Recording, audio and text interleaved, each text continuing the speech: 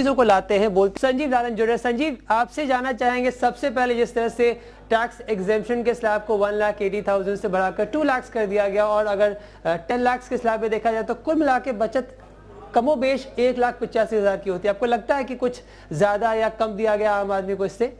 शायद direct tax में individuals के लिए जो भी किया है उसमें मेरे ख्याल से 4,500 करोड़ भी जो उन्होंने दे दिए हैं वो भी बड़ी बात लग रही है आज की इकोनॉमिक स्थिति के हिसाब से। जिस तरह से टैक्स डिपार्टमेंट हर एक के पीछे पड़ा हुआ है, 32,000 करोड़ का डेफिसिट है कलेक्शन में, जिस तरह से फाइनेंस मिनिस्टर ने बताया। कल तक ये फिगर 50,000 करोड़ की बात हो रही थी। तो मेरे ख्याल से कुछ ऑप्शंस ज़्यादा थे नहीं, लेकिन इंडिविजुअल्स के लिए करने में कोई हर्ज भी नहीं था, क्योंकि ज़्यादा इसमें पैसा भी नहीं गवर्नमेंट का लगता है।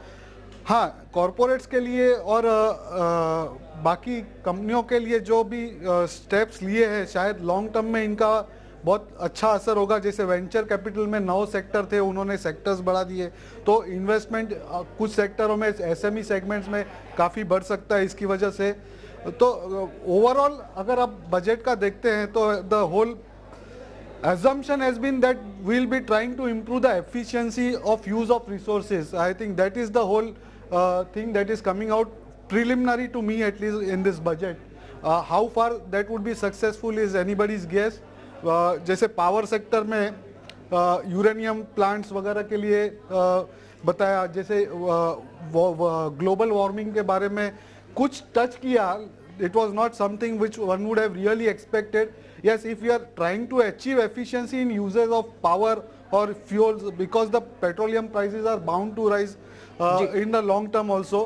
So I think these are steps which have been taken, but I feel that these are half-hearted steps. I think that there was some political balancing also must be in his mind.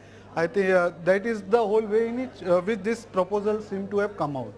Sanjeev, इस budget में दो बातें दिख रही है साफ तौर पे। आम आदमी के लिए कुछ घोषणाएं की गई हैं, कुछ विदेशी संस्थागत निवेशकों के लिए की गई है, और उन्हें लोक लुभावन बनाने के लिए जिस तरह से आप एमआरओ, मेंटेनेंस रिपेयर फैसिलिटी बनाने की बात कर रहे हैं। जाहिर है बोइंग जैसी कंपनी भारत में आके अपनी फैसिलिटी खोल सकती है, नागपुर में वो कर भी रही है, लेकिन उसके लिए फायदा आप दे रहे हैं, लेकिन आम आदमी उस पर करों का भार भर रहा है। आप एक तरफ डायरेक्ट टैक्स में 20,000 तक की न्यूनतम सीमा को बढ़ाते हैं, लेकिन दूसरी तरफ इनडायरेक्ट टैक्स आप बोल रहे हैं उसका दायरा बढ़ाया जाएगा, और सर्विस टैक्स जो अब तक हम कितने साल से सुन रहे हैं, गुड सर्विसेज टैक्स जीएसटी लागू करने की अब तक हुई नहीं है। अब ये कहा जा रहा है कि अगस्त 2012 तक पूरा कर लेंगे, होगा नहीं ये सबको पता है। लेकिन सबसे बड़ी बात यह है कि आप डायरेक्ट टैक्स का दायरा बढ़ाते नहीं है और इनडायरेक्ट टैक्स के दायरे में और भी चीजें ला देते, ये किस हद तक सही है?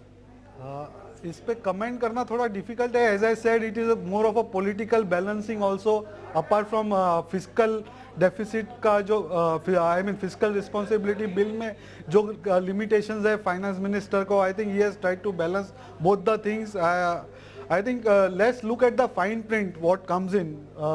काफ़ी टाइम ऐसे होता है हमें ये बेनिफिट लगता है, लेकिन ये भी बेनिफिट ना हो शायद।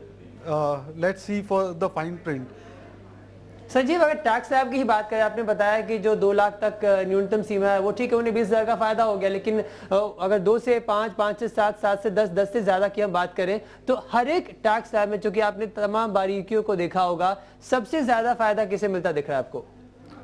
सबसे ज्यादा फायदा 5 से 10 वालों में है, उनको ही मिलता है, specially 8 and above, 8 to 10, that is the only class which is getting the maximum benefit. But Sanjeev, आपको खुद पता होगा, क्योंकि आप खुद एक चार्टर्ड अकाउंटेंट हैं, कि सबसे ज्यादा जो टैक्स पे करता है वो 3 से 5 या उससे कम वाले लोग होते हैं जो बहुत कम कमाते हैं, और सबसे ज्यादा करों का जो भार होता है इन पे ही रहता है, ये पे करते हैं। अब आप सोचिए, अगर इन लोगों को ज्यादा इसकी सहूलियत नहीं मिल रही है तो वित्त मंत्री किस आधार पर ये सोच रहे हैं कि वो आम आदमी तक फायदा पहुंचाने की बात कर रहे हैं? शायद उन्होंने ये सोचा होगा कि ये 50,000 इन्वेस्ट करके वो भी स्लैब में नीचे आ जाएंगे। जी, शायद उनकी सोच ये होगी जो 50,000 की छूट दी है इक्विटी स्कीम्स में या इक्विटी में 3 साल तक निवेश करने की, जी जी, शायद वो वहां पे बचत करके नीचे आ जाएंगे, इस तरह से उन्होंने सोचा होगा। चलिए, बहुत आशावादी है संजीव। इस चर्चा को जारी रखेंगे, रुकेंगे एक छोटी सी ब्रेक कर रहे हैं। फिलहाल करों के जानकार हैं संजीव लालन।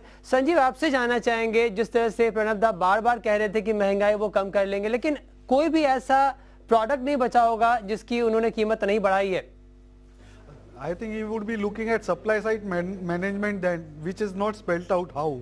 That is the only way the inflation can come down. Otherwise, I don't see. Yes, from what you are saying is correct, that there's no scope for prices to come down unless he's talking about supply side management. That's the only way the inflation can come down. Otherwise, yes. पर संजीव, ये बहाना हमेशा रहा करता है RBI का। RBI ये कहती है कि हम मॉनेटरी फिस्कल स्टेप्स की बात करते हैं, सप्लाई साइड कंस्ट्रेंट्स हमेशा भारत सरकार का होता है। सरकार को ये सोचना होगा किस तरह से सप्लाई बढ़ाई जाए, और अलग अलग सेक्टर में जिस तरह से प्रणब दा ने घोषणाएं की हैं, कई लोगों को रियायतें देने की बात की है, लेकिन सवाल ये उठता है कि जब प्रणब दा रियायत देने की बात करते हैं तो उन करों का भार, उन सब्सिडी का भार आम आदमी के जेब पे ही पड़ता है। कहीं ना कहीं किसी जेब से तो निकालना है, अगर उन्हें भी बैलेंसिंग करना है तो that is what he has tried to achieve.